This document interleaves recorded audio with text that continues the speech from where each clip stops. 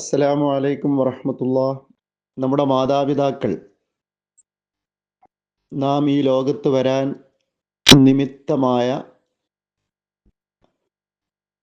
വളരെ പ്രധാനപ്പെട്ട വ്യക്തിത്വങ്ങളാണ്. നമ്മൾ ഉണ്ടാകാൻ കാരണക്കാരായിട്ടുള്ളവർ എന്നർത്ഥം.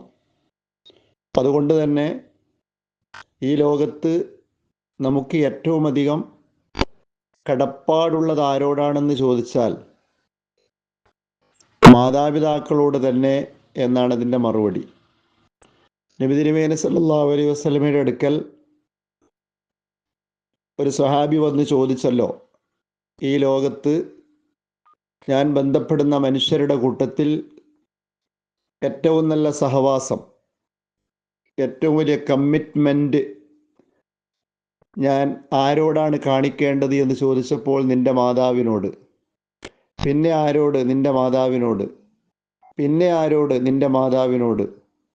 പിന്നെ ആരോട് പ്രവാചകരെ? നിൻ്റെ പിതാവിനോട്. നോക്കൂ, മാതാപിതാക്കളോട് നമ്മൾക്കുള്ള കടമയും കടപ്പാടുകളും എത്ര വിപുലവും ദൃഢവുമാണ് എന്ന് കൃത്യമായി വിശദീകരണം ആവശ്യമില്ലാത്ത വിധം ബോധ്യപ്പെടുത്തി തരുന്ന ഒരു സംഭാഷണ ശകലമാണിത്. അതേപോലെ തന്നെ മാതാപിതാക്കൾക്ക് വേണ്ടി അവർ ജീവിച്ചിരിക്കുന്ന കാലത്താണെങ്കിലും നമ്മുടെ കാലഘട്ടത്തിൽ അവർ മരിച്ചുപോയ അവസ്ഥയിലാണെങ്കിലും നമ്മൾ മരണപ്പെടുന്നത് വരെ പ്രാർത്ഥിക്കേണ്ട ഒരു പ്രാർത്ഥന ഇസ്ലാം പഠിപ്പിച്ചു തന്നിട്ടുണ്ട്. റബ്ബിർഹംഹുമാ കമാ റബ്ബയാനി സഗീറ, അല്ലെങ്കിൽ റബ്ബിഗ്ഫിർലി വലിവാലിദയ്യ റബ്ബിർഹംഹുമാ കമാ റബ്ബയാനി സഗീറ. ഇങ്ങനെ രണ്ടും ചേർത്തിട്ടോ ആദ്യം പറഞ്ഞത് ഒറ്റക്കായിട്ടോ പ്രാർത്ഥിക്കാവുന്നതാണ്. റബ്ബേ, എനിക്കും എൻ്റെ മാതാപിതാക്കൾക്കും നീ പുറത്തു തരണമേ. ചെറുപ്പത്തിൽ അവരെന്നെ വളർത്തിയതുപോലെ നീ അവർക്ക് കരുണ ചൊരിയണമേ. ഈ പ്രാർത്ഥന മരിച്ചുപോയ മാതാപിതാക്കൾക്ക് വേണ്ടിയിട്ടല്ല, ജീവിച്ചിരിക്കുന്ന മാതാപിതാക്കൾക്ക് വേണ്ടിയിട്ടല്ല, നമ്മൾ മരിക്കുവോളം ഈ പ്രാർത്ഥന പ്രാർത്ഥിച്ചുകൊണ്ടേയിരിക്കണം. അതേപോലെ തന്നെ മരിച്ചുപോയ മാതാപിതാക്കളോട് നമുക്ക് വല്ല കടമയുമുണ്ടോ? തീർച്ചയായും ഉണ്ട്. ഈ ഹദീസ് ശ്രദ്ധിക്കുക.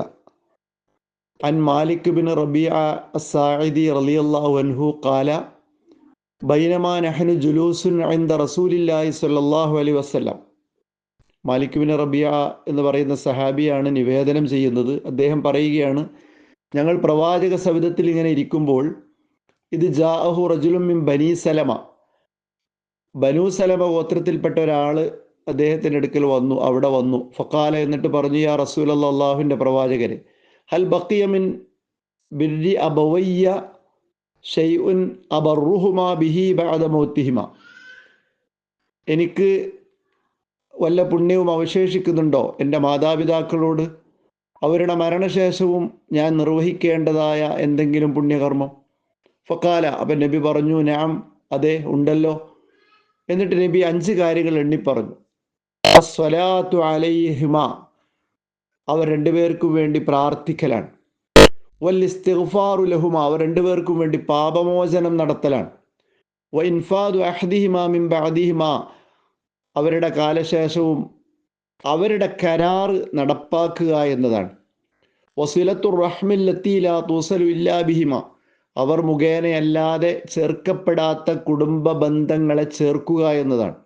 വ ഇക്റാമു സ്വദീഖിഹിമ, അവർ രണ്ടുപേരുടെയും ചങ്ങാതിമാരെ ആദരിക്കുക എന്നുള്ളതാണ്. ഉപ്പാൻ്റെ കൂട്ടുകാരനാണ്, ഉമ്മാൻ്റെ കൂട്ടുകാരിയാണ് എന്നൊക്കെയുള്ള ആ റെസ്പെക്റ്റ് നമ്മൾ കൽപ്പിക്കണം എന്നാണ് പറഞ്ഞതിൻ്റെ അർത്ഥം.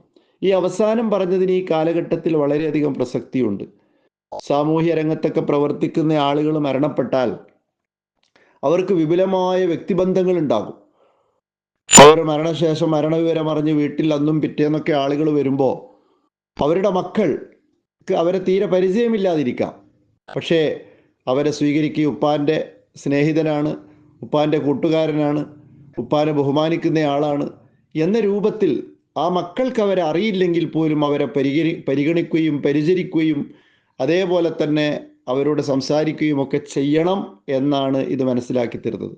ഇന്ന് ഇതിനൊക്കെ കുറേ പോരായ്മകളും കുറവുകളും പ്രസക്തി നഷ്ടവുമൊക്കെ വന്നുപോയിട്ടുണ്ടോ എന്ന് തോന്നിപ്പോകുന്ന ലൈഫ് സ്റ്റൈൽ കണ്ടുകൊണ്ടിരിക്കുന്നു. അതുകൊണ്ടുകൂടിയാണ് ഈ കാര്യം ഓർമ്മപ്പെടുത്തുന്നത്. 5 കാര്യങ്ങളും പ്രധാനപ്പെട്ടത് തന്നെയാണ്.